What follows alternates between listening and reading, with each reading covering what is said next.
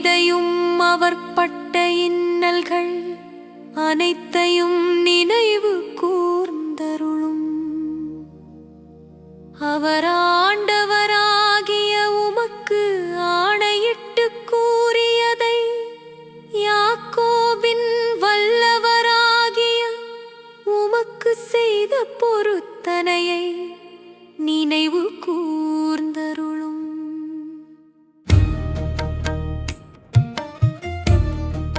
ஆண்டவருக்கு ஓரிடத்தை, யாக்கோபின் வல்லவருக்கு ஓர் உறைவிடத்தை நான் அமைக்கும் வரையில் என் இல்லமாகிய கூடாரத்தினுள் செல்ல மாட்டேன். படுப்பதற்காக என் மஞ்சத்தில் ஏற மாட்டேன். என் கண்களை தூங்க விட மாட்டேன். என் இமைகளை மூடவிட மாட்டேன் என்று அவர் சொன்னாரே.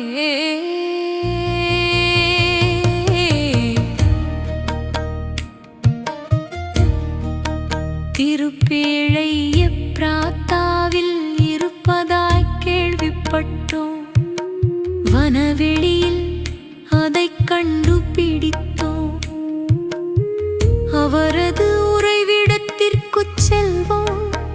வாருங்கள், அவரது திருவடி தாங்கி முன் வீழ்ந்து பணிவோம் என்றோம். ஆண்டவரே, நீர் உமது வல்லமை விளங்கும் பேழையுடன் உமது உறைவிடத்திற்கு எழுந்தருள்வீராக. உம் குருக்கள் நீதியை ஆடைய நணிவார்களாக. உம் அன்பர்கள் அக்களிப்பார்களாக. நீர் திருப்பொழிவு செய்த அரசரை உம் ஊழியராகிய தாவீதின் பொருட்டு புறக்கணியாதேயும்.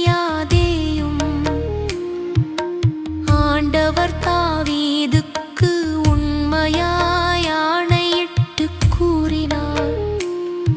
அவர்தம் வாக்குறுதியினின்று பின்வாங்க மாட்டார். உனக்கு பிறந்த ஒருவனை அரசனாக ஏற்படுத்தி உன் அரியணையில் வீற்றிருக்கச் செய்வேன்.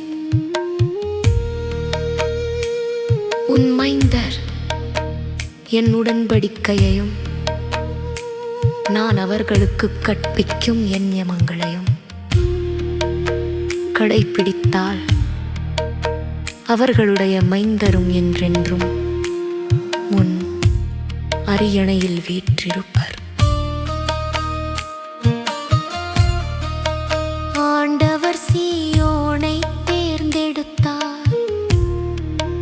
அதையே தம் உறைவிடமாக்க விரும்பினார்.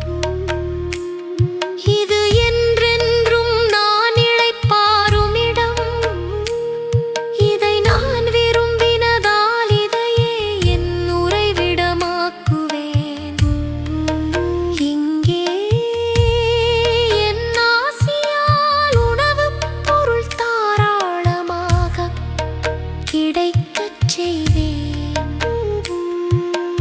அதனை ஏழைகள் உண்டு நிறைவு பெறுமாறு செய்வேன். இங்குள்ள குருக்களுக்கு மீட்டெனும் உடையை உடுத்துவேன். இங்குள்ள என் நண்பர்கள் மகிழ்ந்து ஆரவாரிப்பார்கள். இங்கே தாவீதின் மரபிலிருந்து ஒரு வல்லவனை எழச் செய்வேன். நான் திருப்பொழிவு செய்தவனுக்காக ஒரு ஒளி விளக்கை ஏற்பாடு செய்துள்ளேன். அவனுடைய எதிரிகளுக்கு இகழ்ச்சி எனும் உடையை உடுத்துவேன். அவன் மீதோ